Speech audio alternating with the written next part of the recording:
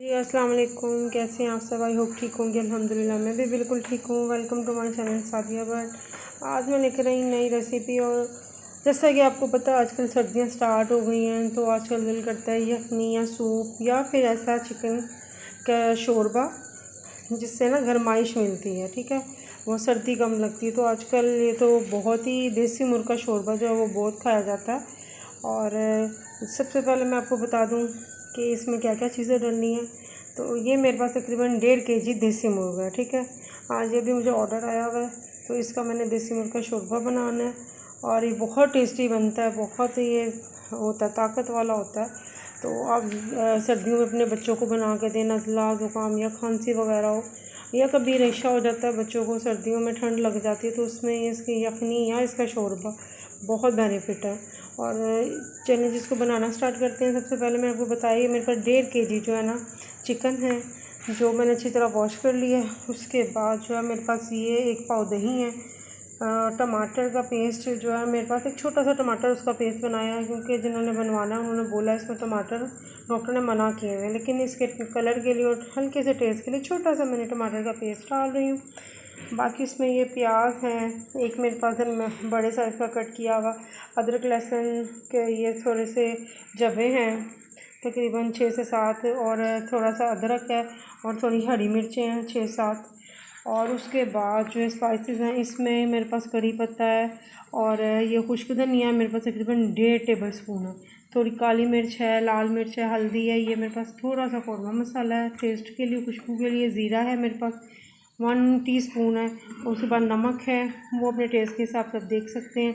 उसके बाद दालचीनी के 2 से 3 टुकड़े हैं, 1 बड़ी इलायची, 2 छोटी इलायची, थोड़ी सी ये जायफल जवंतरी पीसी हुई मोटी, और उसके बाद 1 टुकड़ा जो हमारे पास है ना, ये बादियान का फूल है। तो चलिए इसको बनाना स्टार्ट करते हैं। बहुत इजी है और इतना मज़े का इसका शोरबा बनता है, आप ज़रूर ट्राई कीजिएगा।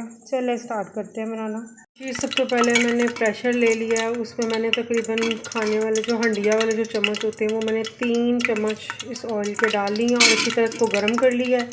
अब इसके अंदर मैंने जो आपको ये प्याज बताया था एक बड़े साइज़ का, और ये अदरक लहसुन, ये सारा ना मैं इसके अंदर डाल दूँगी और इसको लाइट ब्राउन करूँगी। ये तो मैंने अदरक लहसुन और ये प्याज सब कुछ डाल दिया इसमें। अब ये लाइट ब्राउन होता है तो इसको मैं बताती हूँ आपने क्या करना है। तो मैं अदरक लहसुन भी इसमें साबुत ही डाल दिया छील के, क्योंकि ये सारा निकालेंगे अब हम ही। ये इसमें से जो लाइट ब्राउन हो जाएगा ये सारा कुछ, तो फिर मैं आपको बताती हूँ उसका क्या करना है। ये तो ये देखें हमारे प्याज़ों का कलर जो ना लाइट ब्राउन हो गया है। तो अब मैं जो है ना इसको निकाल के ग्राइंडर में डालूँगी। ग्राइंडर में डालने के बाद इसका मैं बताती हूँ क्या करना है। प्याज मैंने निकाल ली है ग्राइंडर में, मैं आपको बताती हूँ उसका क्या करना है। प्याज, वो लहसुन और अदरक था वो। अब जो ये ऑयल बच गया उसमें ये आपको मैंने जो स्पाइसेस बताए थे सारे, ये सारे के सारे इसके अंदर डाल देंगे। बिस्मिल्लाहिर्रहमानिर्रहीम।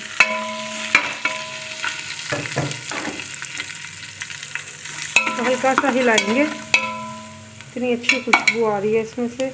अब जो मैं आपको बताया था टमाटर का पेस्ट एक, वो डाल देंगे।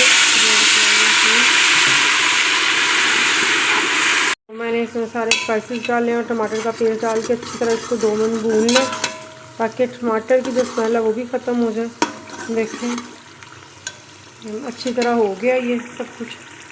अब इस टाइम पे जो मैंने आपको ये बताया था देसी मुर्ग सारा, ये 1.5 kg, ये सारा इसके अंदर डाल देंगे। बिस्मिल्लाह, और इसको अच्छे से भून लेंगे।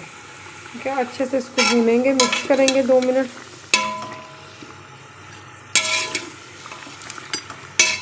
जी तो इस टाइम पे मैं अच्छी तरह जो प्याज, दही और अदरक लहसुन का पेस्ट डाला था, मैंने अच्छी तरह इसको भून लिया। ऑयल ऊपर आना शुरू हो गया। इस टाइम पे मैं अब इसके अंदर तकरीबन 1.5 लीटर पानी, 1.5 से भी 2 लीटर पानी, तकरीबन 6 से 8 गिलास पानी इसमें ऐड करने लगी हूँ। बिस्मिल्लाह।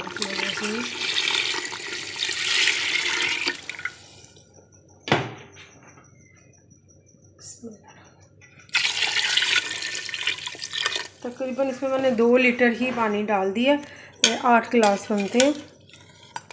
ये देखें इतना है कि ये चिकन इसके अंदर डीप है, इसका शोरबा।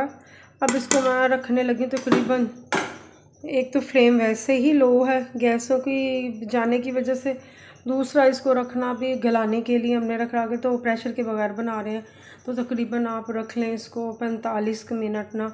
इसको जब इसकी सीटी बज जाएगी उसके बाद इसको 45 मिनट पे आप रखें। तब तक लो फ्लेम है, तब तक बिल्कुल अच्छी तरह टेंडर हो जाएगा, पक जाएगा। फिर मैं आपको दिखाती हूँ। अगर आप रख रहे हो प्रेशर के बगैर रख रहे हो तो आप पतीली में रख रहे हो हल्की आंच में, तकरीबन आप इसको 1 घंटे के लिए हल्की आंच में छोड़ दें बिल्कुल, तो वो ये पकता रहेगा उसमें। और प्रेशर में तकरीबन 40-45 मिनट तक आप इसको रखेंगे। तो मैं इसको प्रेशर लगाने लगी हूँ मीडियम, वैसे इसकी लो है फ्लेम, सॉरी इसकी बिल्कुल लो है, तो अभी उस पर पकता रहेगा। और अगर थोड़ा गैस तेज़ तो आपने जल्दी बनाना हो, तकरीबन ये 30 मिनट आधा घंटे के लिए मीडियम फ्लेम पे ये पक जाएगा। तो अब इसको मैं लगाने लगी हूँ इसका कवर, और इसको आपको बताती हूँ 45 मिनट के बाद इसका क्या है हाल। तकरीबन ये 45 मिनट के बाद मैंने प्रेशर खोला है, तो देखिए यहाँ हमारा सालन रेडी है, सारा ऑयल ऊपर आ चुका है। इस टाइम पे आप अपना नमक टेस्ट खुद कर ले अपने टेस्ट के हिसाब से। मुझे कम लगा था, मैंने थोड़ा डाल दिया। अब बिल्कुल आपको पता वैसे गैस की वजह से दम वाली फ्लेम है। इस टाइम अब हम इसके ऊपर थोड़ी काली मिर्च जो है वो डाल देंगे। बस ये फाइनल लुक है इसकी, देखिए फाइनल लुक इसकी कितना मज़े का और यम्मी बनाई है। और गोश्त इतना अच्छे से टेंडर हो गया है, देखिए गोश्त इसका अच्छी तरह टेंडर हो चुका है। देखिए इसकी फाइनल लुक। वीडियो अच्छी लगी हो लाइक कर दे, शेयर कर दे, सब्सक्राइब कर दे, और बेल आइकन के बटन को भी लाजमी प्रेस कर दे ताकि मेरी नई आने वाली वीडियो का नोटिफिकेशन आपको मिल जाए। तो कल मिलती हूँ नए ब्लॉग के साथ। तब तक खुदा हाफिज़, दुआओं में याद रखिएगा।